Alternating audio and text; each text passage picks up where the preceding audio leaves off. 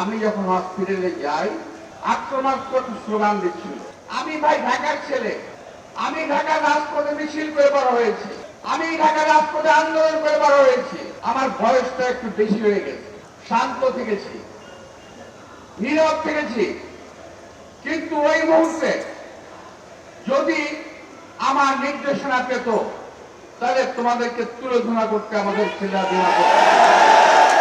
আর যারা মব সৃষ্টি করেছিল তারা চেয়েছিল হাজি ওখানেই মারা যায়। গতকালে ঘুরে যাওয়ার দুর্ভাগ্যজনক এই ঘটনাটির আমি তীব্র নিন্দা করছি। হাজি একজন প্রার্থী হতে পারে ঢাকা আগে, সে আমার সন্তান সমতুল্য। আমার সন্তানের বয়স, বড় সন্তানের বয়স এখন 39 বছর বয়স, হাজি বোধহয় 35 হয় নাই। স্নেহতুল্য স্নেহভাজন এই ছেলেটার উপরে আঘাত করাতে আমি মানসিক ভাবেও অত্যন্ত বেশি ক্ষতিগ্রস্ত হয়েছি গতকাল।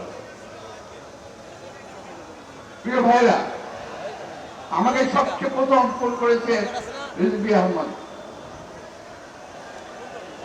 আপনি এখন কোথায়? আমি বললাম যে ভাই আমি যাচ্ছি। মানে হ্যাঁ, আপনাকে যাওয়ার জন্য ফোন করেছিলাম।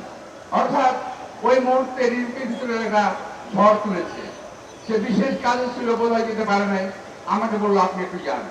তখন আমি মোটামুটি অলমোস্ট চলেই গেছি ওখানে। আমি সবচেয়ে প্রথমেই হাজির উপরে এই আঘাতের তীব্র নিন্দা প্রতিবাদ জানিয়ে বলতে চাই, এই আঘাত হাজির উপরে নয়, এই আঘাত বাংলাদেশের মানুষের গণতান্ত্রিক অধিকারের উপরে, এই আঘাত বাংলাদেশের সার্বভৌমত্বের উপরে, এই আঘাত বাংলাদেশের স্বাধীনতার উপরে। প্রিয় ভাইয়েরা, এটাকে আমাদের প্রতিরোধ করতে হবে। এই অপশক্তি কালো হাত ভেঙে দিতে হবে, এটাকে দাঁত ভাঙায় জবাব দিতে হবে। আমি একটি কথা শুধু বলি, যেটা রিজভী আহমদ সাহেব বলেছেন, হাতি গুলি, ওর গায়ে গুলি লেগেছে 2:15।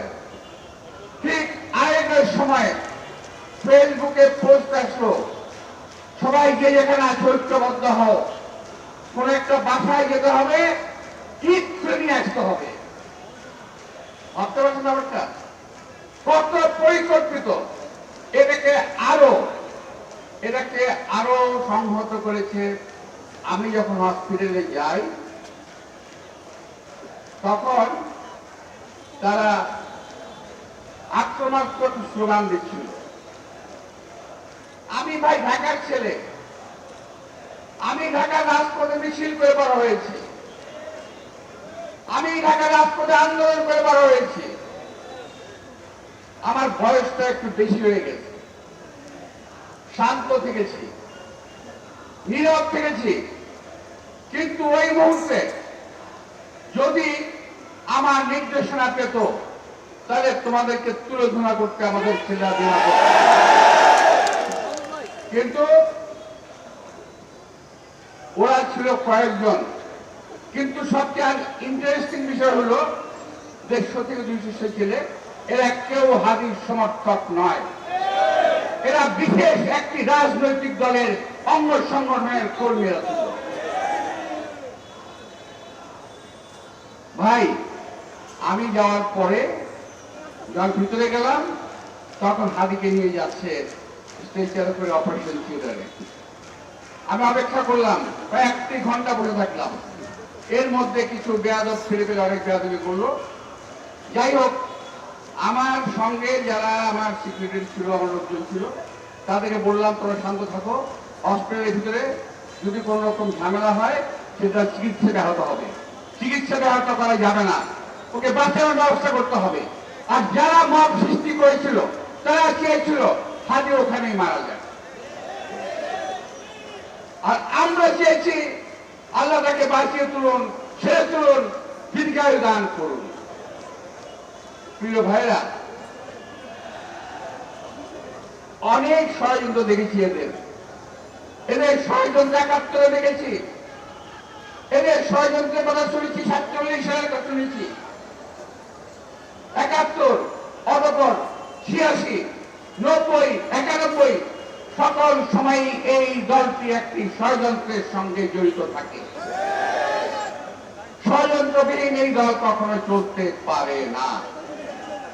ভাই, একজন লোক গুলি খেয়েছে, যেই হোক, আমরা মুসলমান, আমরা কোনো সময় কোনো আহত কিংবা অসুস্থ ব্যক্তির মৃত্যু কামনা করতে পারি না, আমরা করতে চাই না, আমরা করি না।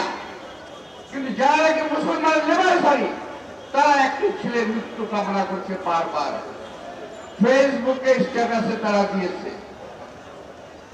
ওখানে যে একটা ছেলে ছিল, তারা কারা? পরবর্তীতে প্রায় 100 থেকে 150 মোটরসাইকেল নিয়ে ওখানে তারা একটা মকতন্ত্রে কায়েম করার চেষ্টা করেছিল। যাই হোক, আমি ওখান থেকে চলে আসি। ওরা ভেবেছিল ওদের ধমক ধমক দেখলে পরে বোধহয় আমরা দেশ গুটিয়ে পালিয়ে যাব। প্রিয় ভাইরা, আমাদের নেতা কর্মীরা অত্যন্ত ধৈর্যশীল এবং সাহসী ভূমিকা রেখেছিল। কালকে যারা ছিল তাদের সবাইকে আমি আন্তরিক ধন্যবাদ জানাবো।